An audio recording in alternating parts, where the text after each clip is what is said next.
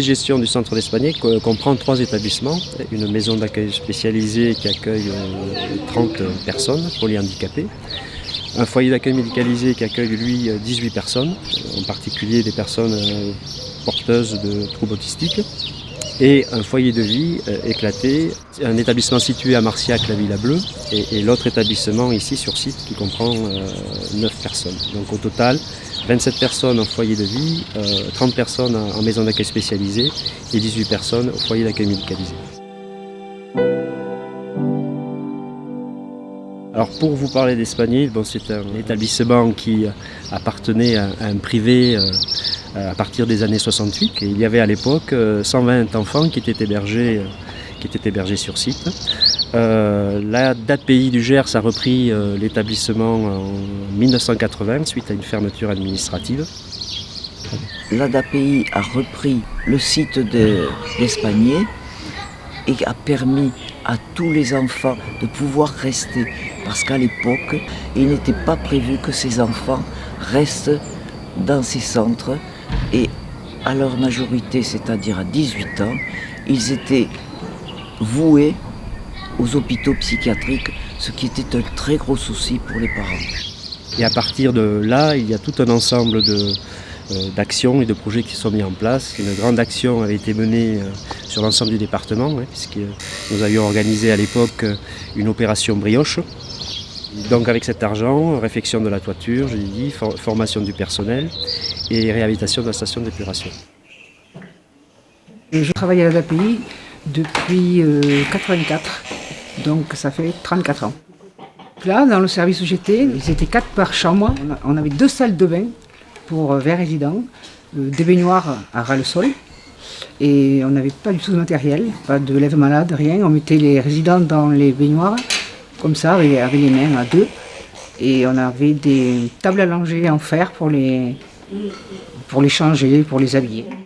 C'est-à-dire qu'il y avait 30 lits en masse. Et maintenant, on est 3 masses de 10 lits. Donc, ils ont une chambre pour chacun. Ils ont une salle de bain pour 2. Il y a maintenant peut-être beaucoup plus de contraintes, beaucoup plus de protocoles qui sont mis en place. Il y avait peut-être une autre ambiance. Ça évolue, les choses évoluent et puis on évolue avec elles. Tant qu'on a la même envie de s'occuper du résident, tant que le résident est au cœur de nos préoccupations, tout va bien. Tous les textes qui nous sont arrivés, les recommandations de bonne pratique, les différentes applications de loi, la fusion des 3 ADAPI. Donc ça a modifié aussi considérablement la donne sur les conditions de travail notamment. On faisait de belles choses avant qui pourraient nous laisser un petit peu nostalgiques. Autant je trouve que la qualité de ce qu'on met en œuvre pour les accueillir et les accompagner est tout aussi intéressant aujourd'hui. Alors, les projets d'établissement des 3 structures en général reposent surtout sur une attention toute particulière accordée à l'apprentissage des actes de la vie quotidienne. Il faut savoir qu'à Espagnier, on accueille énormément de personnes qui ont peu d'autonomie. Une attention toute particulière aussi sur l'intérêt qu'on doit porter en termes de soins aux personnes accueillies. Ce sont des personnes qui vieillissent. Ensuite, il y a effectivement tout ce qui concerne l'accompagnement, c'est-à-dire qu'effectivement beaucoup d'activités sont menées au centre d'Espagnier. Alors ça va des ateliers peinture, en passant par les ateliers de médiation corporelle. Beaucoup d'activités tournées vers l'extérieur, ça en y tient beaucoup, à cette notion d'inclusion.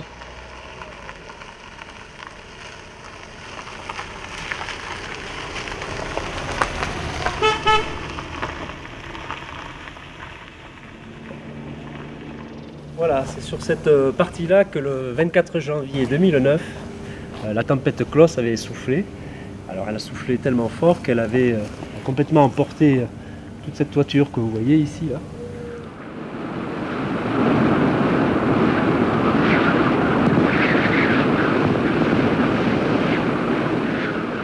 Plus de téléphone, coupé du monde. Alors, les résidents n'ont pas été touchés. Ils ont été tout à fait ici, là, à découvert, sous la pluie. Nous avons eu la chance d'avoir à une vingtaine de kilomètres d'ici la possibilité d'être logés dans une maison de retraite. Donc voilà, Pendant 6 mois, effectivement, le temps des travaux, nous avons pu trouver cette base de repli à Vicambillon à côté d'ici dans le 65. Et ça nous a permis donc d'engager pendant 6 mois les travaux et d'être relogés en juin 2009.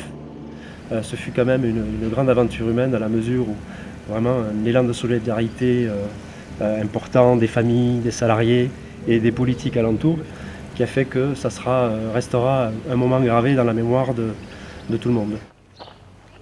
La relation qu'il y a avec M. Fernando, mais aussi avec toutes les personnes qui travaillent sur ce centre, puisqu'il n'y a pas simplement que les résidents qui font partie de cette famille, il y a aussi tout ce personnel encadrant qui a beaucoup de mérite.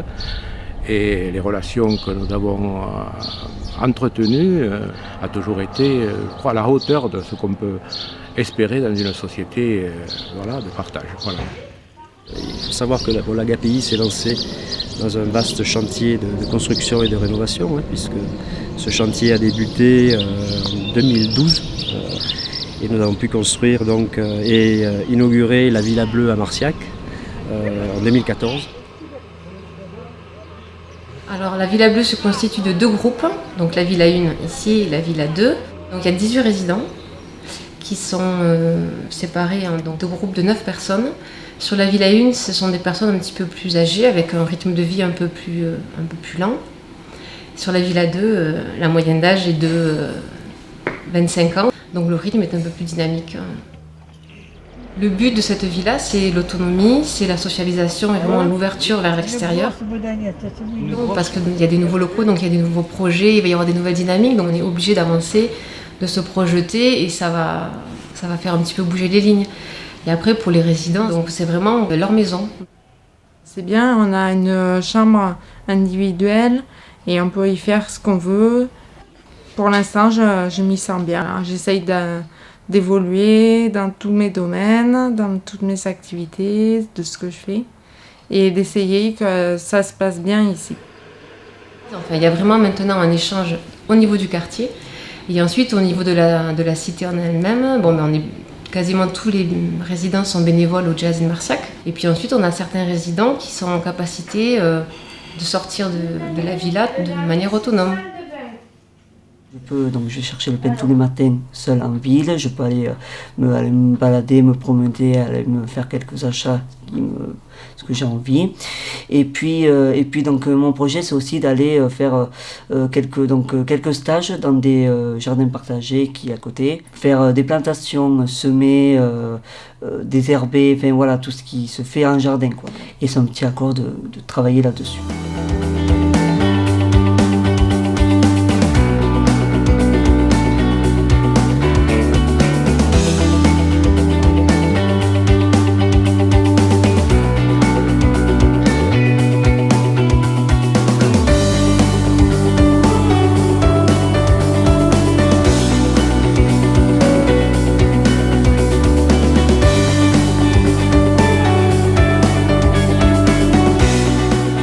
Voilà, suite à la construction de la Villa Bleue sur Marciac, nous sommes attaqués au site d'Espagné. En tout premier lieu, nous avons reconstruit et réhabilité la maison d'accueil spécialisée. Et par la suite, nous avons, dans une deuxième tranche de travaux, démoli l'ancien foyer d'accueil médicalisé pour reconstruire un nouvel établissement, le nouveau FAM. La spécificité générale du projet d'Espagné, c'est que nous sommes intervenus dans un lieu occupé avec déjà une structure existante en fonctionnement. Donc notre premier travail a consisté à poser un diagnostic de façon à dégager ce qui pouvait être conservé dans le cadre du projet de ce qui devait être supprimé car jugé trop vétuste. Des points essentiels qui nous ont guidés lors du projet, c'est l'accessibilité, je dirais, et le confort des espaces intérieurs. L'accessibilité d'abord. Tous les bâtiments ont été conçus sur un seul et même niveau, de plein pied, de façon à ce que les résidents n'aient pas à trouver des marches, des rampes pour aller d'un niveau à l'autre. Et ça nous paraissait un point important, capital, dans la réalisation du projet. Ici, nous sommes sur l'aire de service de la partie logistique du futur établissement. Cette aire se situe en rez-de-jardin, à savoir un niveau au-dessous du niveau des secteurs résidentiels. On aura tous les services qui seront sur un seul et même niveau et ça amènera du calme et de la sécurité au niveau de l'étage pour les résidents. Le confort des espaces intérieurs, parce que nous avons une population qui reste à demeure, donc il était important de concevoir des espaces agréables, généreux dans le dimensionnement, et cela sur le FAM, sur la masse, mais aussi sur le foyer de vie que nous allons réaliser prochainement, tant sur les bâtiments neufs que sur les bâtiments anciens. On a pris le parti de certains choix techniques, notamment la suppression des énergies fossiles, fioul, gaz, au profit de pompes à chaleur plus économiques et moins polluantes, associées à des planchers chauffants basse température, là aussi dans un souci d'économie du projet. Nous avons installé pour le chauffage de l'eau chaude sanitaire des panneaux solaires sur les toits, parce que nous sommes sur un type d'établissement où il y a une forte consommation d'eau chaude.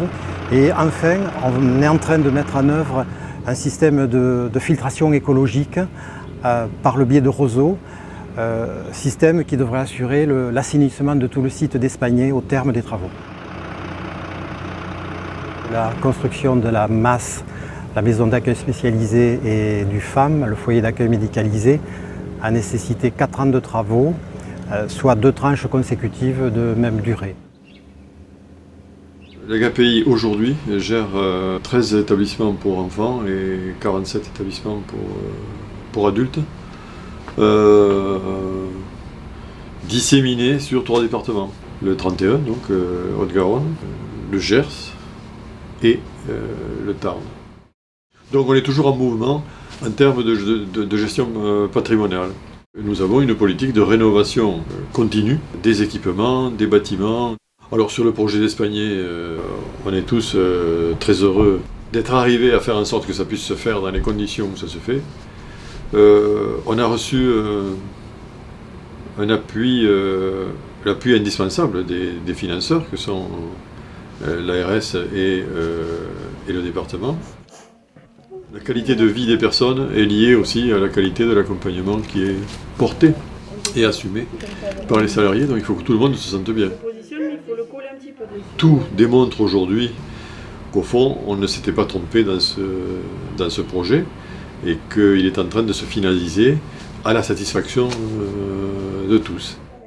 Toutes les améliorations techniques ne peuvent qu'optimiser les conditions d'accueil.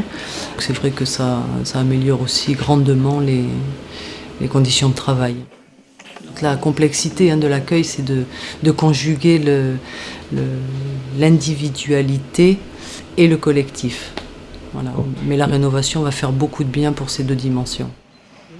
Donc le gros challenge, effectivement, ça sera d'une part, et je l'ai déjà dit, avoir une attention toute particulière au niveau du soin, mais surtout former les personnels au vieillissement des personnes.